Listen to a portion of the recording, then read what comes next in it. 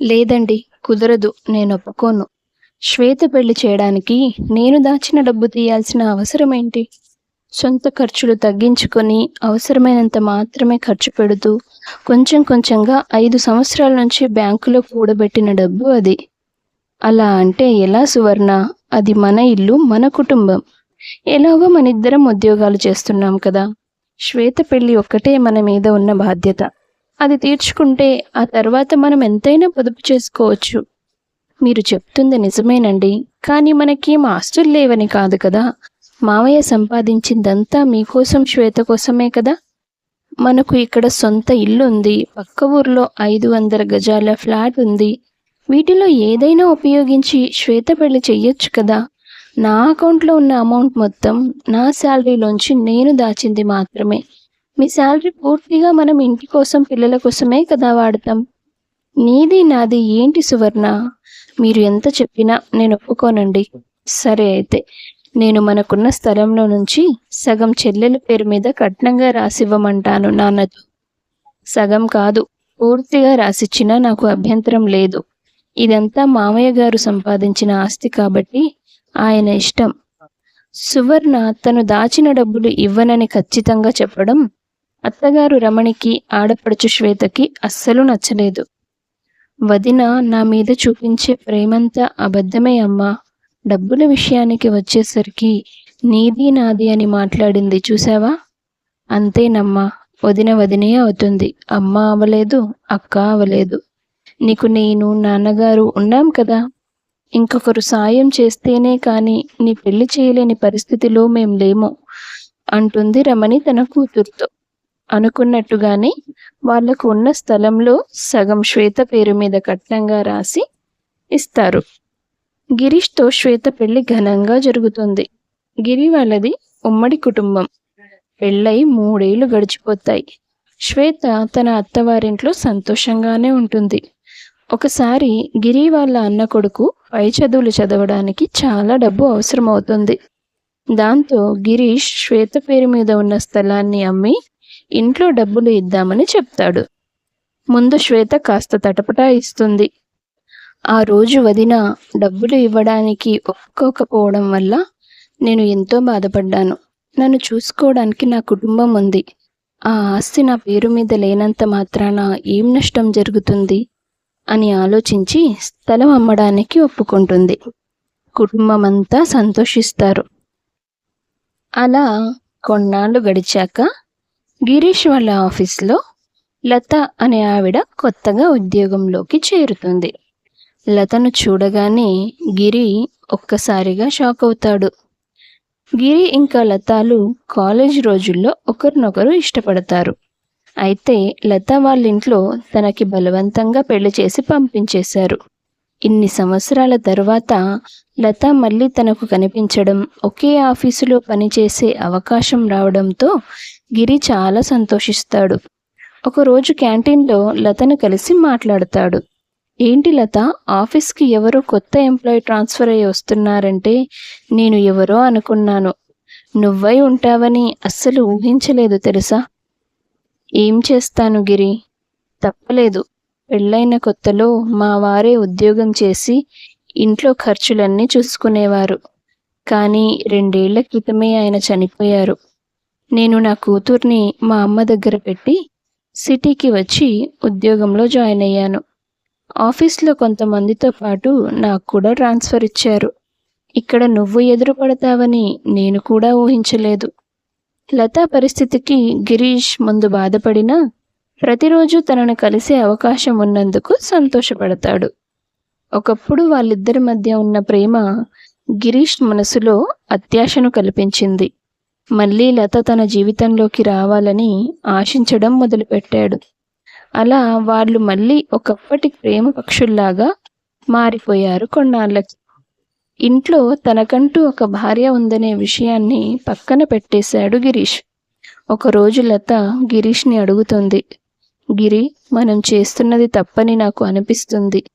మన రిలేషన్ వల్ల నీ భార్య చాలా నష్టపోతుందేమో అన్న లత మాటలకు, చూడు లత, నువ్వు దూరం అయిపోయావు కాబట్టి తప్పని పరిస్థితిలో నేను తనని పెళ్లి చేసుకున్నానే తప్ప తన మీద ప్రేమతో ఏం చేసుకోలేదు.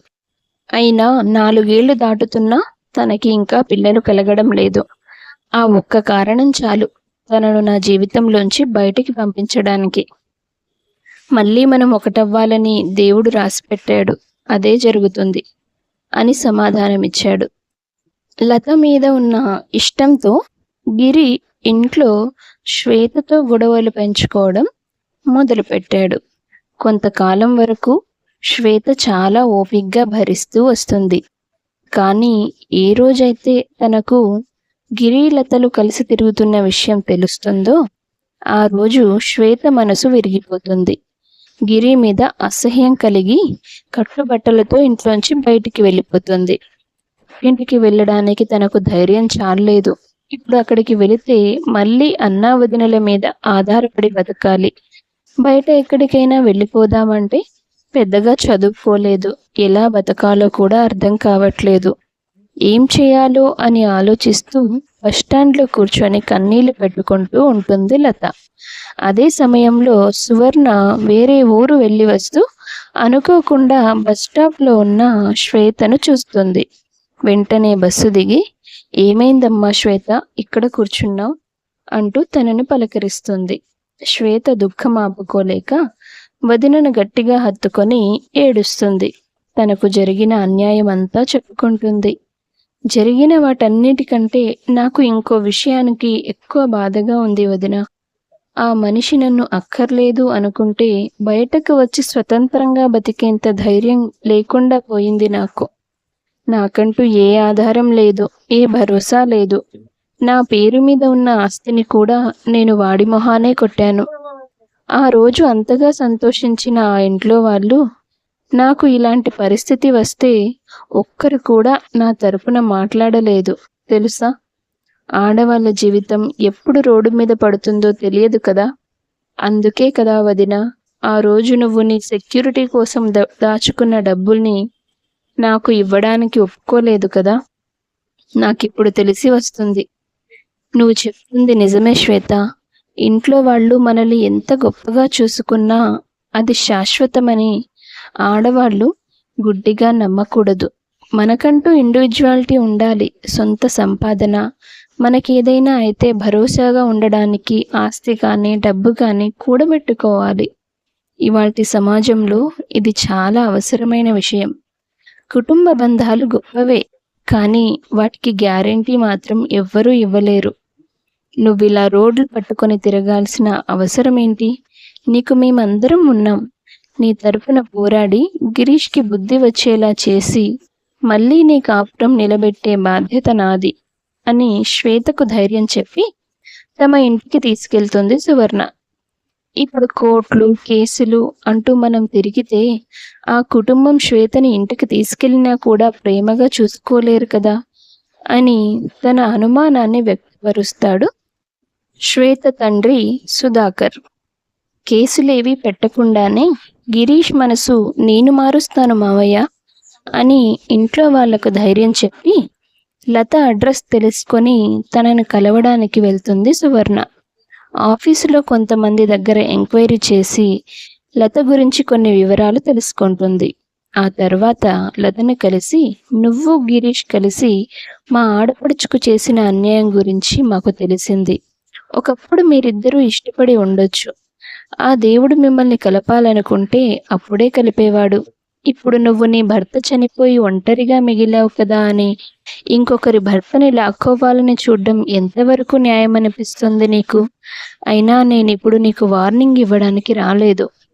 నేను రేపు శ్వేతతో నీ మీద కేసు పెట్టించబోతున్నాను. నీ కారణంగానే తన భర్త తనకు దూరం అవుతున్నాడని శ్వేత రేపు కోర్టులో కేసు వేయబోతుంది. దానివల్ల నీ పరువు పోతుంది, నీ ఉద్యోగం కూడా పోవచ్చు. తల్లిగా నీ కూతురు దగ్గర నువ్వు తలెత్తుకోలేని పరిస్థితి నీకు వస్తుంది. ఈ విషయం నీకు చెప్పడానికి నేను ఇక్కడి దాకా నిన్ను వెతుక్కుంటూ వచ్చాను" అని చెప్పేసి వెళ్ళిపోతుండగా లత సువర్ణని ఆపి, "ఆగండక్క, ఇందులో నేను కావాలని చేసింది ఏమీ లేదు. శ్వేతకు పిల్లలు పుట్టడం లేదు కాబట్టి తనను వద్దనుకుంటున్నానని గిరీష్ చెప్పడంతో నేను తనని పెళ్లి చేసుకోవాలని ఆశపడ్డాను. శ్వేతకి ఇప్పుడు పిల్లలు పుట్టనంత మాత్రాన జీవితాంతం పుట్టరని ఏమీ కాదు. లోపం గిరీష్‌లోనే ఉండొచ్చు. ఇంతవరకు గిరీష్ ఒక్కసారి కూడా తనలో ఏదైనా సమస్య ఉందేమో అని డాక్టర్‌కి చూపించుకోలేదు. శ్వేతను మాత్రమే చూపించి తనకే ట్రీట్మెంట్ ఇప్పిస్తూ వచ్చాడు. అయినా పిల్లలు పుట్టనంత మాత్రాన విడిపోవాలంటే లోకంలో చాలామంది విడిపోవాలి. అవన్నీ పూర్తిగా వాళ్ళిద్దరి సొంత విషయాలు. వాటిని ఆసరాగా చేసుకొని నువ్వు గిరీష్‌ని పెళ్లి చేసుకోవాలని ఆశపడుతున్నావు కాబట్టి నీకు శిక్ష పడి తీరాల్సిందే అంటూ సువర్ణ ఖచ్చితంగా మాట్లాడడంతో లత భయపడిపోతుంది. ఎవరేమన్నా నేను ఓర్చుకోగలను, కానీ నా కూతురు దగ్గర నా విలువ పోగొట్టుకునే పరిస్థితి నేను భరించలేను. నేను వేరే ఏదైనా ఊరికి ట్రాన్స్ఫర్ చేయించుకుంటాను. గిరీష్‌ని మళ్ళీ కలవను. ఎలాంటి కేసులు పెట్టొద్దు అని సువర్ణని బతిమాలుకుంటుంది లత. ఆ మరుసటి రోజు నుంచి తను ఆఫీస్‌కి రావడం మానేస్తుంది. కొన్నాళ్ళకి ట్రాన్స్ఫర్ చేయించుకొని గిరీష్‌తో చెప్పకుండా పూర్తిగా అక్కడి నుంచి వెళ్ళిపోతుంది. కొన్నాళ్ళు తన కోసం ప్రయత్నాలు చేసి కావాలనే తను అక్కడి నుంచి వెళ్ళిపోయిందన్న విషయం గ్రహించి గిరీష్ తన మనసు మార్చుకొని శ్వేతను కలవడానికి వెళ్తాడు. నన్ను క్షమించు శ్వేత, నేను ప్రేమించిన అమ్మాయి మళ్ళీ నాకు దక్కే అవకాశం ఉందని తెలియగానే నా మనసులో దుర్బుద్ధి పుట్టింది. దానివల్ల 4 ఏళ్లుగా నువ్వు నా మీద, నా కుటుంబం మీద చూపించిన ప్రేమను కూడా మర్చిపోయి నేను చాలా బాధపెట్టాను. నన్ను క్షమించి నాతో ఇంటికి రా అని బతిమాలుకొని శ్వేతను తిరిగి ఇంటికి తీసుకెళ్ళాడు. ఆడవాళ్ళైనా సరే, మగవాళ్ళైనా సరే, కాలం మిమ్మల్ని ఎప్పుడు ఒంటరిగా వదిలేస్తుందో తెలియదు. అలాంటి పరిస్థితి వచ్చినా కూడా నిలదొక్కుకోగలిగే స్థాయిలో మీరు ఉండాలి అనే విషయాన్ని ఎప్పుడూ గుర్తుపెట్టుకోండి. గుడ్డి నమ్మకాలతో ఎవ్వరి మీద పూర్తిగా ఆధారపడొద్దు. నా కథలు గనక మీకు నచ్చినట్లయితే లైక్ చేసి షేర్ చేయండి. సబ్స్క్రైబ్ చేసుకొని గంట సింబల్ క్లిక్ చేయండి. Thank you.